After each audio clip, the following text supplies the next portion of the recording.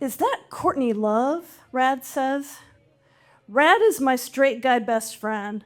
It's 1992, and we're bushwhacking our way through a huge blackberry thicket to sneak into the Endfest Music Festival in Bremerton, Washington.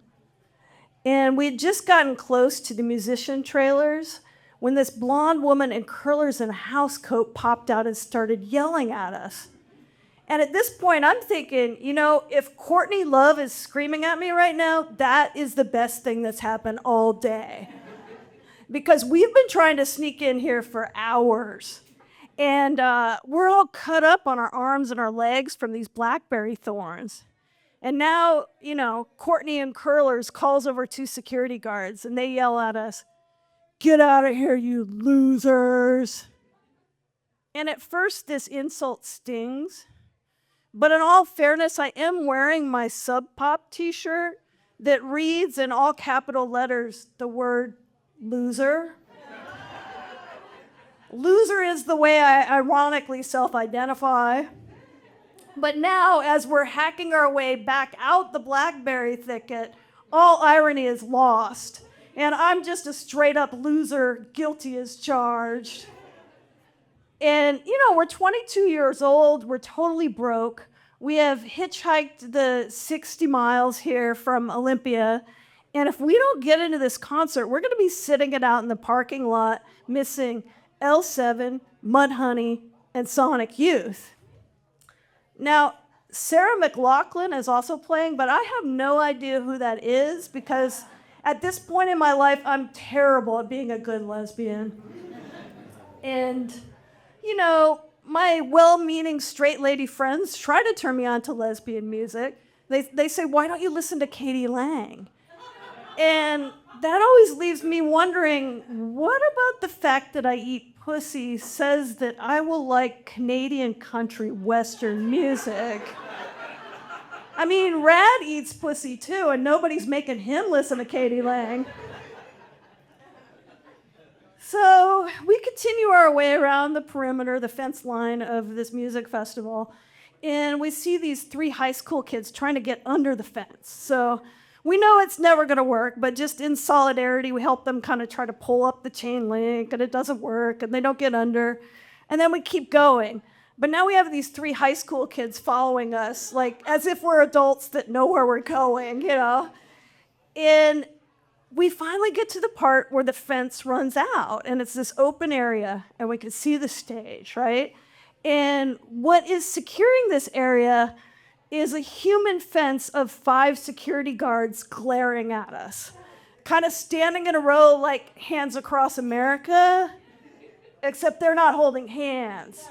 This isn't "We Are the World, We Are the Children." This is a pack of $7 an hour rental cops ready to fuck us up. And at this point, Rad says to me, "We ought to try Black Dog's plan." And I roll my eyes and I say, Black Dog. But actually, I don't know what Black Dog's plan is.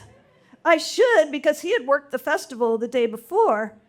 But I just couldn't get myself to take advice from a hipster dude cheesy enough to nickname himself after a Led Zeppelin song. Because I had been in the Pacific Northwest for 3 years, and I was sick to death of cheesy hipster dudes. When I first arrived in Seattle in 1989, it was glorious. I was in love with this woman, Elle, who I'd followed there from Arizona. She rode a motorcycle. I was with her when I saw snow fall for the first time. We saw Nirvana's Motorsports show long before Dave Grohl was even in the band. But then Elle married her boyfriend. And so now she still likes to kiss me, but she goes home to her husband, Steven, who is a sound engineer for famous bands, and I can't compete with that. And so it's just the worst thing that happens on top of all of this that makes it even more horrible is that this is homophobic 1992, and every cheesy hipster dude that I meet tells me that what I'm feeling for Elle is not real love and is something sick and wrong. Yeah. So, so I tell Rad, look, dude, I'm not gonna fucking follow fucking Black Dog's fucking plan. And Rad says, look, forget about all that. Black Dog's plan is to just rush those security guards. And he goes running straight at them.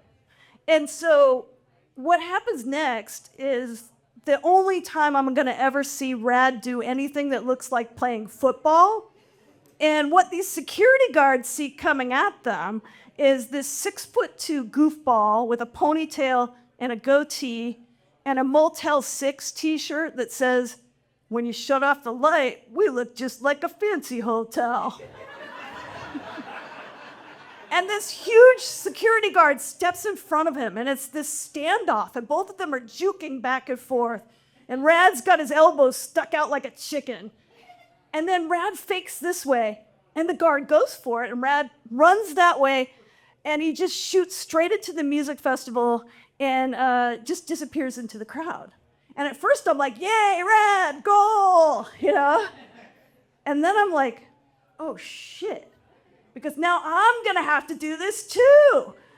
And so I take a deep breath and I try to pick out the smallest security guard in the lineup. And I say this little prayer that goes, all right, Black Dog. And then I go running. But immediately this security guard clamps his hands on my shoulders and he spins me around and he gives me 3 hard shoves and I go stumbling out of the music festival. And now, you know, all the negative thoughts just come flooding in. Of course, Rad got in. He's a dude. There's nothing left in this world for a queer woman. You know, I'm just gonna grow old and alone, and the religious right won't even let me adopt a cat. But then there's this commotion behind me, and 2 of the high school kids go for it. And then another one goes, and it's this full-on like rebellion by the high school kids, and all the security guards go that way, and there's an open pocket right here. So I go running in, and it's just this great thing. Like, I've totally gotten away with this great shit. It's like I'm Maria in The Sound of Music, you know? I fought the law and I won. And, you know, I'm getting to see Sonic Youth play for free. And I don't even care that they're getting way too experimental. Like, Thurston Moore keeps taking his guitar and putting it up to the amp, and there's like this feedback whine that's hurting my ears. And then I see something familiar behind Thurston Moore. It's this familiar face, and there's this guy taping down electrical cords. It's Steven, the husband of the woman that I love, Al.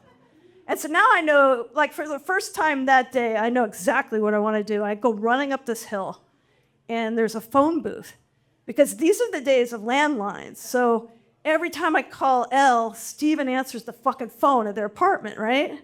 And so I put my quarters in, and I dial the number, and I hear this voice that says, hello. And it's this, I just love this voice. It's this rich alto tone. And then she says, Molly.